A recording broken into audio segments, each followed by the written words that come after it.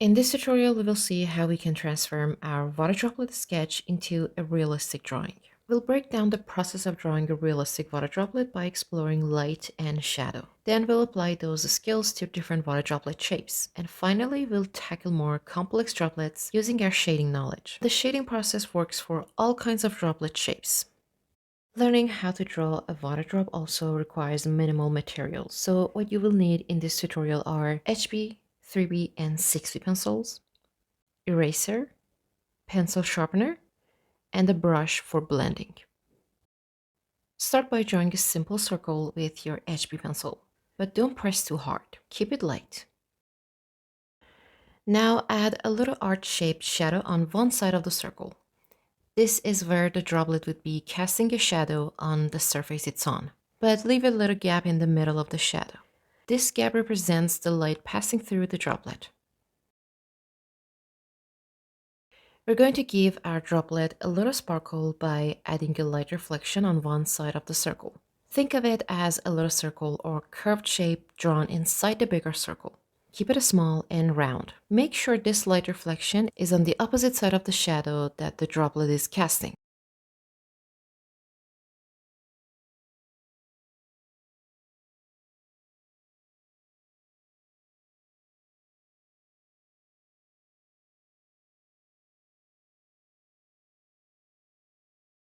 Now let's make those shadows pop with some darker shading. Grab your 2B or 3D pencil and start darkening the shadow inside the circle. Make a smooth transition from dark to light. You want the shadow to blend in perfectly. This is what's going on to give that realistic shadow effect. Here's a breakdown. The shadow should be dark on one side of the circle and then get lighter as it moves towards the other side. There will be a shadow on the outside of the circle on the side of the unshaded area. There should be a lighter spot in the circle on the shadow side, and the unshaded side of the circle should be light too. This lighter spot is the reflection of the light source. You should end up with a circle that has a dark rim of shading that fades smoothly into no shading on the other side.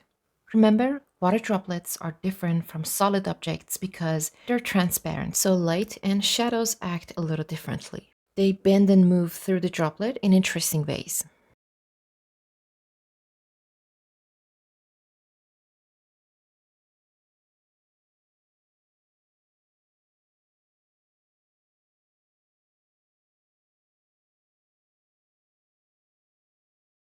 Now for some fun, let's give those water droplets some personality. Try drawing them with different curves and shapes. This is a great way to practice the shading techniques you just learned on different forms. The process is the same though, it's super easy to apply these tricks to all sorts of water droplets. We will now introduce a light reflection on one side of the circle, which we will shade around. This small light reflection will form the shape of a small circle or curved shape within the larger circle. It should be kept small and rounded.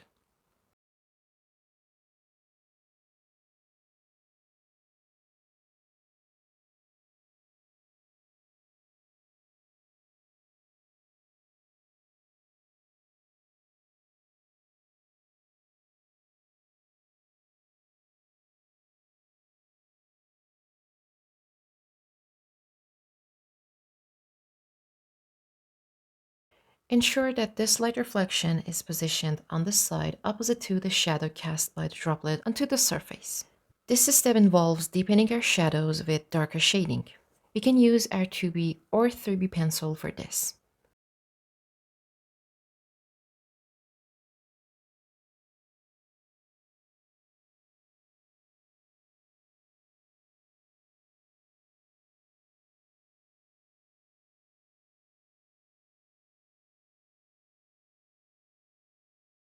We will darken the shadow within the circle, creating a smooth transition from dark to light. We aim for seamless shadow within the circle. This will impart a realistic shadow quality to the water droplet. It's important to note that the way light and shadow interact with a water droplet differs from how they interact with a solid object. This is because the water droplet is transparent, which means light and shadows react and move through and around the object in unique ways. Playing with various forms of water droplets can provide a challenge in applying the techniques we have learned in different shaped droplets. Try to make them different in size, maybe one larger, medium, and a small in comparison to one another. As you add curvature, try to keep it simple. This makes it easier to work with the shadow and light technique. Remember, start light, working with an HB pencil to get the shadow gradients and placements correct at first. From there, you can apply more shading to darken your shadows. You can slowly begin to darken your shading by working with your 2B or 3B pencil. Adding some darker shading will enhance the contrast within the water droplet, giving it a more realistic effect of shadow and light. It is best to start with one droplet and then move on to the next once you've finished with one. Drawing a group of water droplets can make them look really realistic. When a group of droplets are all affected by the same light and shadows, it looks natural. You want to try and keep the shadows and light reflections on the same side of each droplet, as if they are all together in the same environment. This will make your water droplet drawing look more realistic because they'd all be exposed to the same light source. Make sure your shading gradients are as smooth as possible, making the shape of the droplet look smooth. Drawing a group of water droplets is a great way to practice your consistency in how you use shadows and light.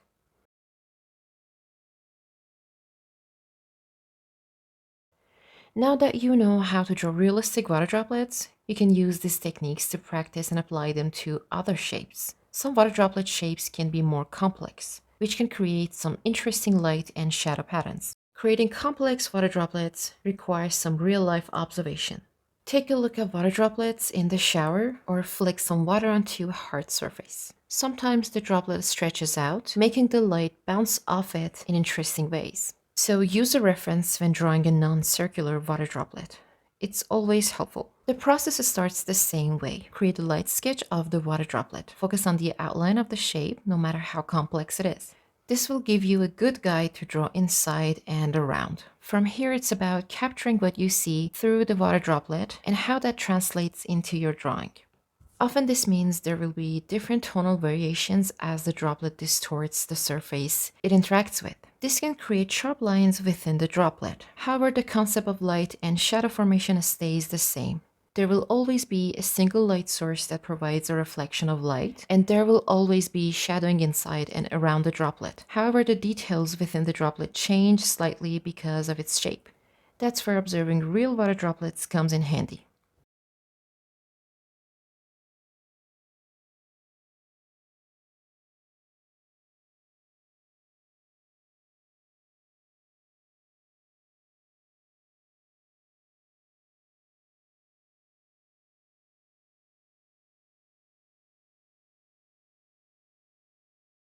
Once you've figured out the shape and different shadow gradients, it's time to refine your shading. Darken certain shadows, make lines sharper, and so on.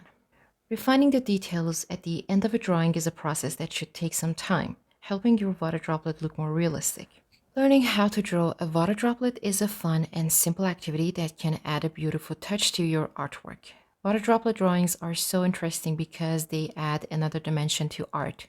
They create a light reflection effect that makes them look three-dimensional. This means they can act as a 3D element within a drawing, making the artwork more realistic. Realistic water droplets can be used in many different ways in art, and learning how to draw one is a great trick that can add interesting details to your artwork. It also helps you understand light and shadow in your chosen area medium. Take your time. When learning anything new, be patient and practice. Skills take time. Learning how to draw water droplets is pretty simple, but it does require some research and understanding how light and shadow work within their structure. Once you understand how light and shadows form in water droplets, you'll have a much easier time drawing them realistically. From there, exploring different shapes and forms in your water droplet drawings will become second nature as you learn how to represent shadow and light in each one. And that's it for this tutorial. Thank you for following this tutorial. I'm glad you made it this far. I hope this tutorial was helpful and easy to follow. Let me know which other tutorial you'd like to see on Peonypaint, and I'll do my best to bring them to you. Until next time, and happy drawing!